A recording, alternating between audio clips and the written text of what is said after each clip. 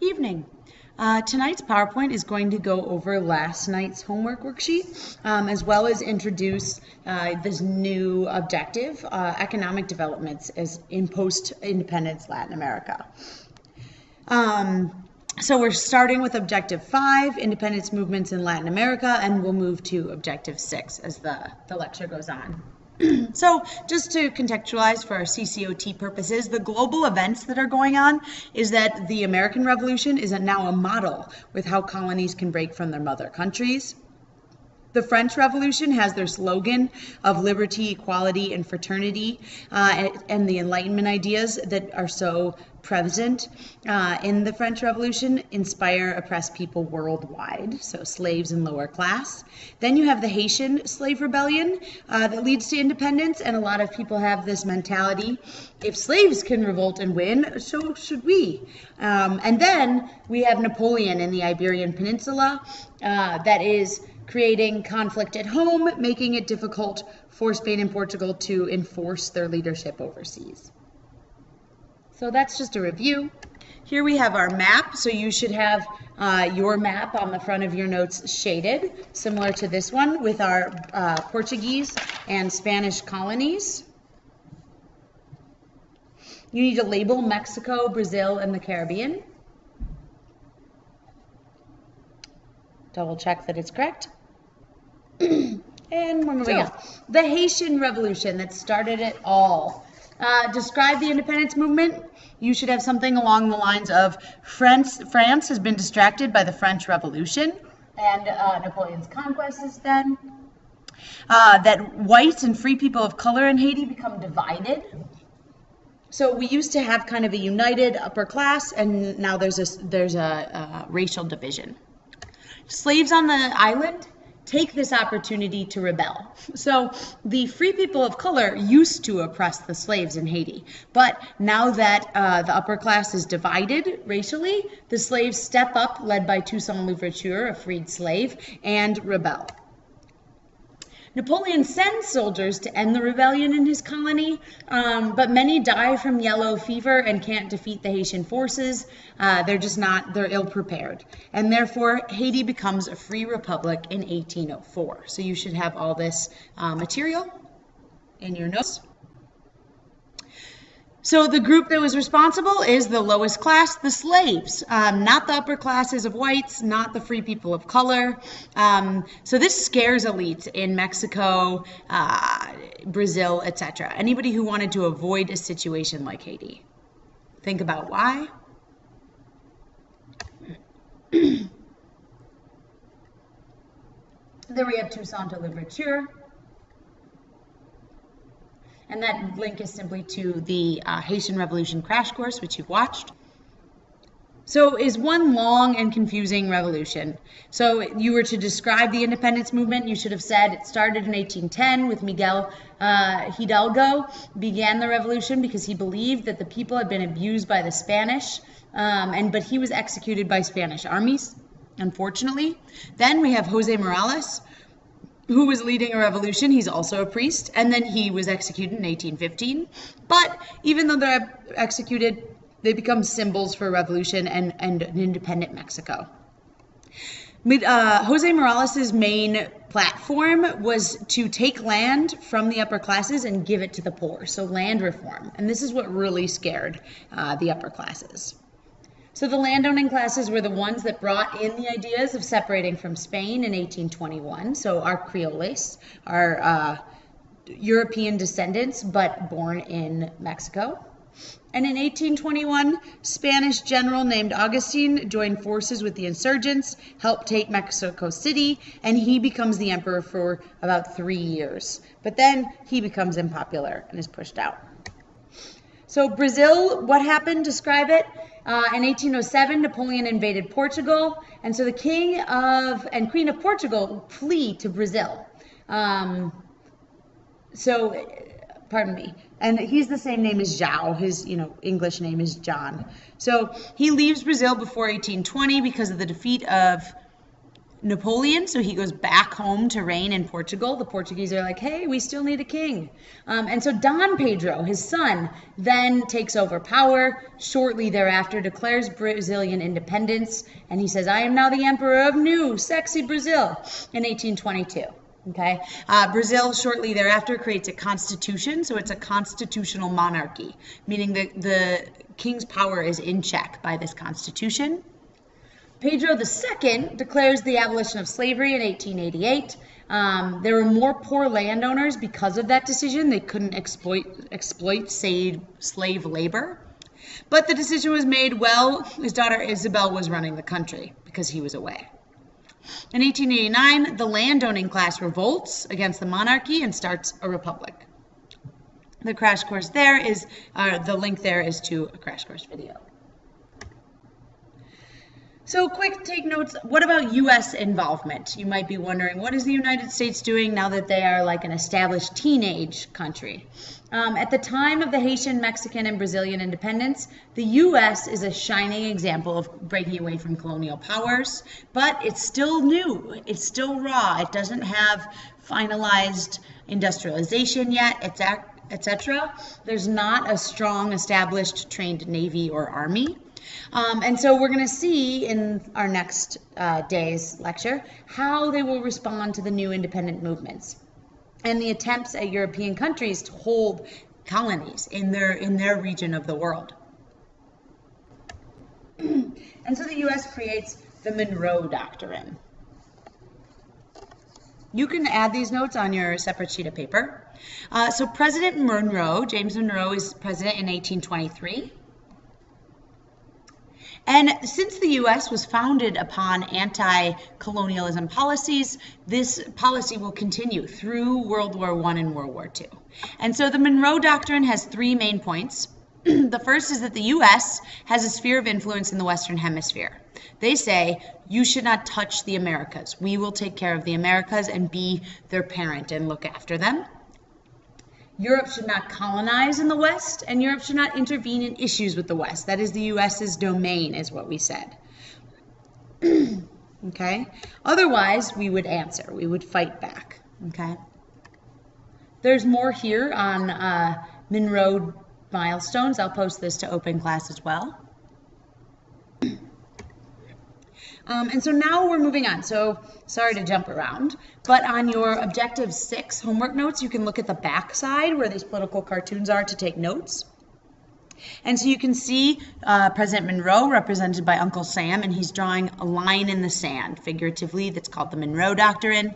And who's stuck on the other side of it is Britain, always our, overweight, unattractive British man, and Germany with their pointy hats. And so he's drawing a line to protect the Americas. Next, you can go to the front side of that sheet and answer questions 1 through 4. Take a minute to observe.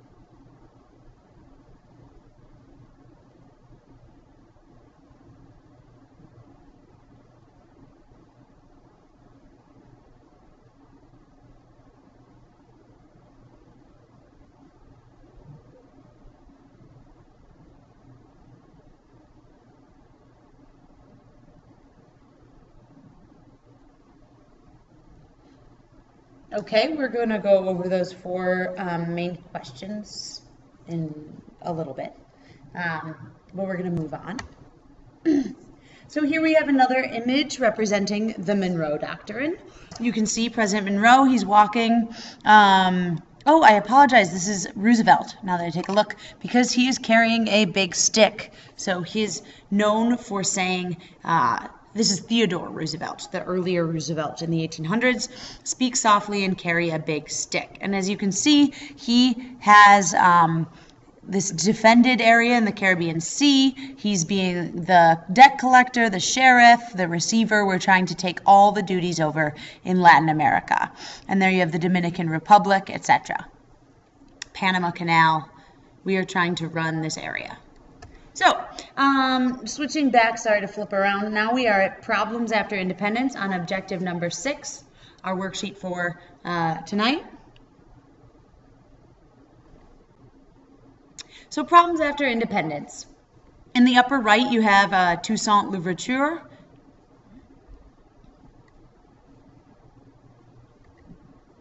So remember, newly independent nations are on shaky ground.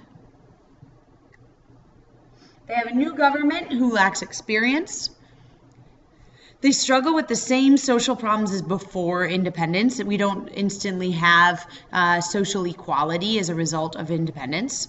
So there's still an upper class, a lower class. There are still racial distinctions, just like in the United States. They're often still economically dependent on European nations. Remember, they were never allowed to industrialize, and so they haven't. So we have all these American nations who don't know how to make their own money besides selling their raw materials to Europe.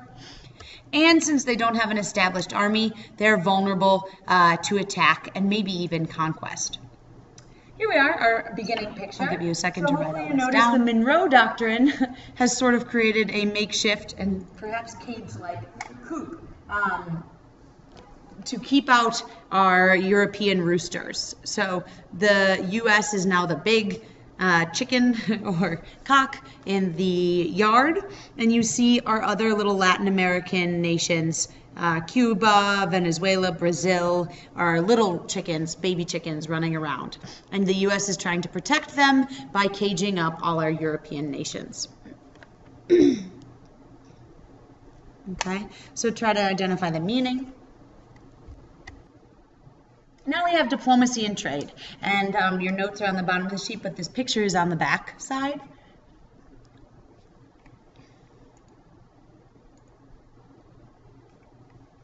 And there we have Monroe again, and he's got this giant gun to our European monarch, this giant cannon, trying to protect the little republic of Santo Domingo. So the Monroe Doctrine says any attempts at colonization in the Americas is an unfriendly act against the United States. We are allied with the other nations of Latin America, and we will take it personally, and we will retaliate. Remember, in tonight's reading, you see that Spain and France are getting ready to recolonize. That's exactly their plan. So the U.S. wants to protect diplomatic recognition of Latin American nations from more established countries in Europe. So both Britain and the U.S. grant diplomatic relationships to Latin America. Think about why Britain might do this, but it has a lot to do with competition from Spain and Portugal. So both Britain and the U.S. grant diplomatic relationships to Latin America because of their conflict with Spain and Portugal. Britain is a major sea power. It's the strongest navy in the world. So this means trade and maybe even protection from Britain of Latin America. So the U.S. and the Monroe Doctrine is to stay out of the Americas. Any attempt to colonize is a personal offense. And again, of course, Spain and Portugal are intending to do exactly that, to recolonize. So why do countries grant diplomatic recognition? Largely for diplomatic ties and also freedom to trade. So once the U.S. is able to industrialize, they can then buy cheap raw materials from their neighbors in South America and Central America. Same with Britain. So Britain becomes a dominant trade partner. So we have to argue, did Britain simply replace Spain? What's different? Or is it the same? So here we have our cartoon again. Sorry. For the repeat. But so in a lot of ways, even though our Latin American nations are technically characterized by independent, they're still economically dependent. For Britain and Germany, not for us. And there we have our Theodore Roosevelt again, that we are going to use our big stick to protect the lands of Central and South America. And so we end up with economic dependency because our Latin American countries were not allowed to industrialize because of mercantilism, which means they do not have finished products. They only have raw materials. And so our Latin American colonies are still going to need to buy finished products from more developed countries, and they still only have raw materials to sell. So our new nations still remain economically dependent on foreign markets. That is the only way they know how to be part of the global economy. On our right, we have cotton and sugarcane. So economic growth. After 1850, the demand for Latin American resources increases because of European industrialization. The more industrialized they are, the more they need raw materials. And so cities in Latin America grow. They have new internal markets. They grow railroads and steamships to transport goods. This is what a lot of your chapter is about tonight. The development of, and last night, the development and empowerment, industrialization of Latin America. So it almost sounds like a path towards, it should be industrialization. And so the big idea is, although Latin American nations won their independence and remained economically dependent on European nations because they had not industrialized. So are they really dependent or independent would be my big question. This economic dependence also gives European nations and the US more political influence in this region. We can help certain leaders get into power, the leaders that are going to work with us. And so in a way, we could argue that imperialism is still very much alive in Latin America. See you tomorrow and hope you have a great night.